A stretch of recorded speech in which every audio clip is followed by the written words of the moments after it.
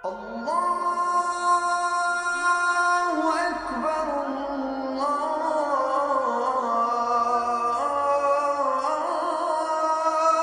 أكبر. أعوذ بالله السميع العليم من الشيطان الرجيم. بسم الله الرحمن الرحيم. السلام عليكم ورحمة الله وبركاته.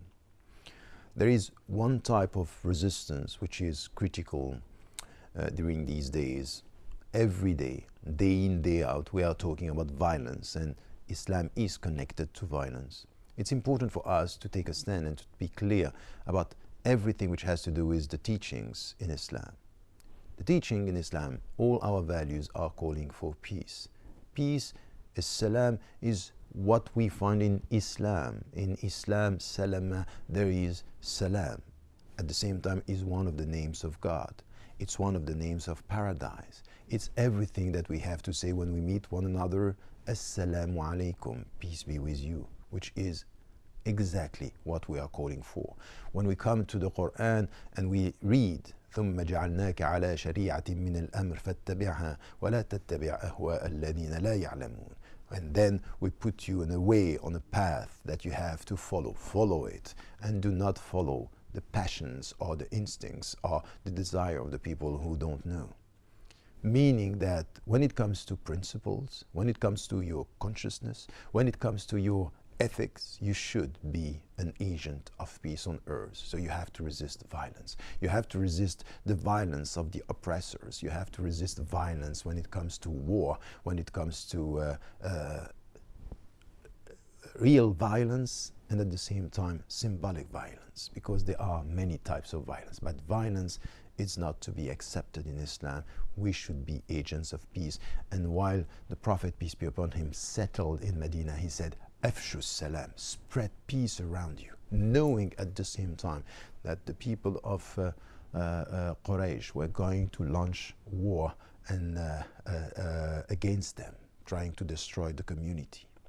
These ways that are coming out of our teachings, this understanding is critical in Islam. Islam is not promoting violence. Now, there is also something which is very important, that sometimes with the oppressors and the colonizers you have to resist. So there is something which is called legitimate defense, the legitimate defense, and it could be understood also sometimes as legitimate violence where the oppressor is trying to kill you. You need to find the means to promote this resistance, the resistance to the violence, which is not the same type of violence. All these people today who are trying to tell us, you know what, violence has to be condemned, whatever, no matter what. No.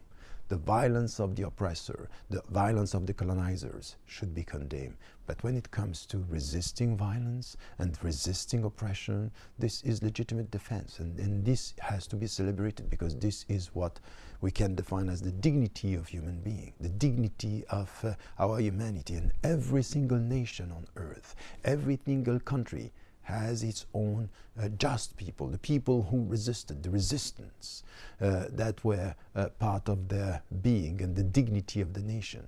We should also understand that to get peace, we need justice, we need dignity, we need freedom, we need conditions of peace.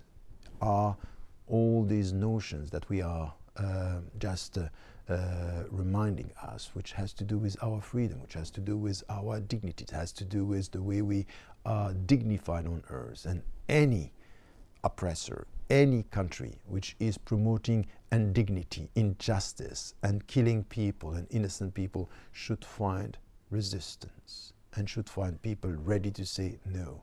The legitimate resistance to your violence, it's our dignity, it's the way we are human beings.